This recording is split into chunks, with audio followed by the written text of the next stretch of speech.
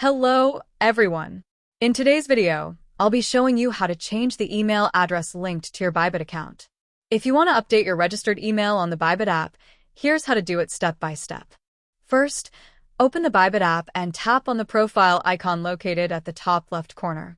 Next, click on the settings icon, represented by a J symbol in the top right corner. In the settings menu, select Security, then tap on Email. From there, choose Change My Registered Email and confirm by clicking OK. You'll be prompted to enter a verification code sent to your current email. Click on Get Code and enter the code once received. If you're using a Google Authenticator, you'll also need to enter the code from there. After confirming, enter your new email address and request another verification code, which will be sent to your new email. Once you receive and enter the code, your email will be successfully updated. You can now log in using your new email address.